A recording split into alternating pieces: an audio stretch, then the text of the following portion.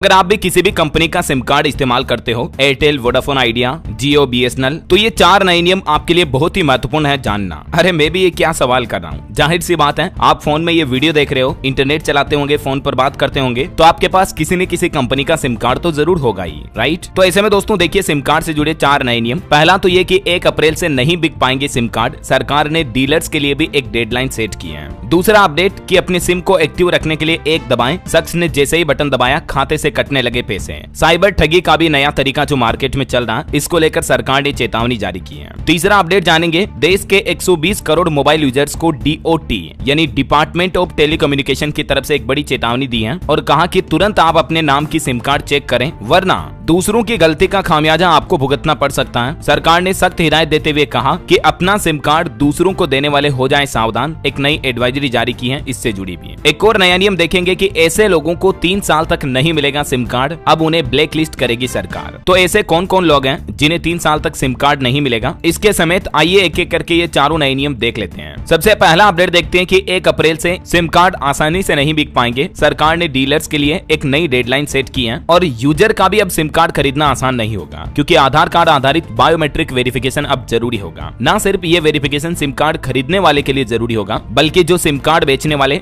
Distributors को भी जल्द से जल्द सरकार ने वेरिफिकेशन पूरा करने को कहा है और इसकी डेडलाइन 31 मार्च 2025 तक तय की गई है, यानी 1 अप्रैल 2025 के बाद से किसी भी टेलीकॉम कंपनी के जो रिटेल डिस्ट्रीब्यूटर्स हैं वो सिम कार्ड की बिक्री नहीं कर पाएंगे अगर उन्होंने 31 मार्च तक अपना वेरिफिकेशन कंप्लीट नहीं किया है। तो सरकार का कहना कि एजेंट को भी सिम कार्ड की बिक्री तभी करने की इजाजत होगी जब वो उनका वेरिफिकेशन सरकार तक पूरा कर चुके होंगे। और अब अगर आप खुद भी रिटेल एक नया सिम कार्ड खरीदोगे तो आपका आधार कार्ड आधारित बायोमेट्रिक वेरिफिकेशन जरूरी होगा, अनिवार्य होगा, ठीक है। दूसरा अपडेट देखिए आप कि ऐसे लोगों को 3 साल तक नहीं मिलेगा सिम कार्ड, इन लोगों को अब ब्लैक लिस्ट किया जाएगा। बात कुछ यूं है कि हमारे देश में आए दिन साइबर फ्रॉड के मामले तो बढ़ते रहते हैं, तो ऐसे देश भर के लाखों यूजर्स को राहत देने के लिए सरकार ने नया आदेश जारी किया है, जिसके मुताबिक अगर कोई लोग किसी और के नाम पर सिम कार्ड प्राप्त करता है या किसी के साथ धोखाधड़ी करता है, धोखाधड़ी वाले मैसेज भेजता है, तो ऐसे लोगों पर सख्त एक्शन लिया जाएगा। साथ ही ऐसे अपराधियों को अब साइबर सुरक्षा के खतरे के रूप में कैटेगराइज किया जाएगा, मतलब उन्हें एक अलग लिस्ट में तैयार किया जाएगा, उनका एक डेटाबेस बनाया जाएगा। और जानकारी के मुताबिक ऐसे लोग जो दूसरों के साथ फ्रॉड करते हैं सिम कार्ड के जरिए, ऐसे यूजर्स को 3 साल तक के लिए प्रतिबंध का सामना करना पड़ेगा। मतलब ये लोग अब नए सिम कार्ड के लिए पात्र नहीं होंगे, यानी अब नया सिम आप 3 साल तक नहीं खरीद पाएंगे अगर आप आपके खुद के सिम कार्ड से या किसी और के सिम कार्ड के जरिए भी किसी के साथ धोखाधड़ी फ्रॉड वगैरह करते हो। तो सरकार का कहना है कि फेक मैसेज भेजना भी दंडनीय अपराध है। ये सभी नए नियम भी सिम कार्ड से जुड़े सरकार ने लागू किए हैं। और दूसरों के नाम से सिम कार्ड को लेकर तो सरकार ने एक और चेतावनी ये भी दी है कि आप जानबूझकर या अनजान में भी अपना सिम कार्ड दूसरों को दे देते हो तो जरा सावधान हो जाएं, क्योंकि दोस्तों हमारे देश की अदालतों में कई सारे ऐसे मामले पड़े हैं जिनमें लोगों के साथ साइबर फ्रॉड किया जाता है और जब उनकी जांच की जाती है तो पता चलता है कि मेरा फोन या मेरा सिम तो अमुक व्यक्ति इस्तेमाल कर रहा था। तो ऐसे ज्यादातर केस सामने आने के बाद अब सरकार ने टेलीकॉम कानून में ही संशोधन कर दिया है, जिसके मुताबिक आपका सिम कार्ड है तो जिम्मेदारी भी आपकी ही होगी, भले ही आपका सिम कार्ड कोई और इस्तेमाल कर रहा हो, और अगर उससे अपराध हुआ या अपराध उसने किया तो खामियाजा आपको भुगतना पड़ेगा, समझ गए हो। भले ही आपका खुद का सिम कार्ड या आपका कोई दूसरा सिम कार्ड आपके नाम पर है जिसको मतलब कोई दूसरा इस्तेमाल कर रहा है और उससे अपराध को अंजाम देता है, तो ऐसे मामलों में 3 साल तक की जेल की सजा और 50 लाख रुपए तक का जुर्माना भी आपको भुगतना पड़ सकता है। दूरसंचार विभाग की तरफ से देश भर के सभी SIM card users, mobile phone users को जागरूक किया और ये भी कहा कि आप तुरंत ऑनलाइन चेक कर ले कि आपके नाम पर अभी कितने सिम चल रहे हैं, समझ रहे हो। और ये चेक कर सकते हैं, सरकार ने इसके लिए ऑफिशियल पोर्टल भी बनाया हुआ है। इस पोर्टल पर जाना है आपको taapcop.sancharsathi.gov.in।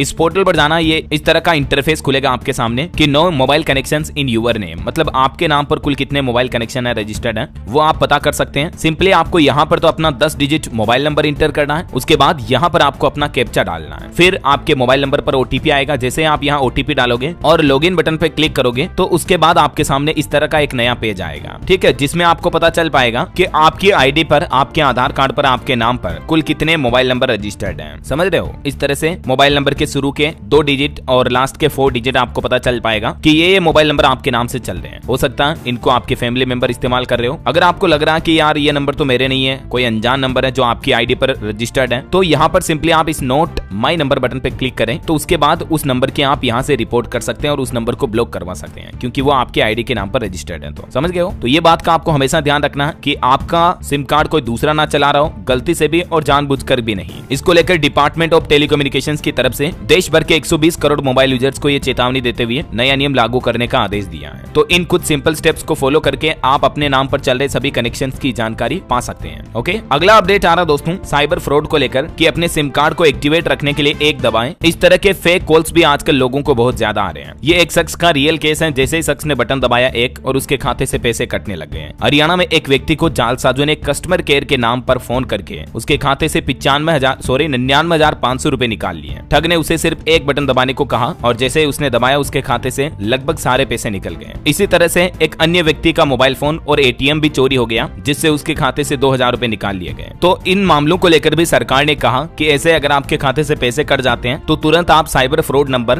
1930 पर फोन करके सूचना दें, क्योंकि आजकल इस तरह के नए साइबर क्राइम भी काफी ज्यादा बढ़ रहे हैं। और अगर इस तरह का कॉल वगैरह आता भी है तो कभी एक वगैरह इस तरह के बटन ना दबाएं। और दूसरी बात ये हमेशा ध्यान रखें कि अपने फोन पर आने वाला ओटीपी, आपका कोई पर्सनल डिटेल जैसे पैन कार्ड नंबर, आधार कार्ड नंबर वगैरह, ये भी किसी को फोन पर ना बताएं, क्योंकि ना ही बैंक का कोई कस्टमर केयर या सरकार का कोई अधिकारी आपसे फोन करके ये चीजें पूछने का अधिकार रखता है। समझ रहे हो? तो ये छोटी छोटी बातें होती हैं, इनका ध्यान रखा करो ताकि लाइफ में आप हमेशा सेफ सिक्योर रह पाओ, आपकी मेहनत की कमाई को कोई ऐसे लूट के ना ले जाए। तो उम्मीद है दोस्तों सिम कार्ड से जुड़े ये 4-5 बड़े अपडेट, नए नियम आपको जरूर जानने मिले होंगे। आप मुझे कमेंट करके बताइए दोस्तों कि आप अभी कौन सी कंपनी का सिम कार्ड इस्तेमाल करते हैं, जियो, वोडाफोन आइडिया, बीएसएनएल या एयरटेल वगैरह किसका, कमेंट में लिखिए। और साथ ही इस वीडियो को लाइक और शेयर करना, डीएलएस न्यूज चैनल को सब्सक्राइब करके बेल आइकॉन जरूर दबा देना रोजाना ऐसी इन्फॉर्मेटिव जानकारियां, महत्वपूर्ण समाचार देखते रहने के लिए। ओके, ख्याल रखिएगा अपने आप का, अपने परिवार का। मिलेंगे अगले नेक्स्ट अपडेट में, तब तक के लिए जय हिंद, जय भारत, वंदे मातरम।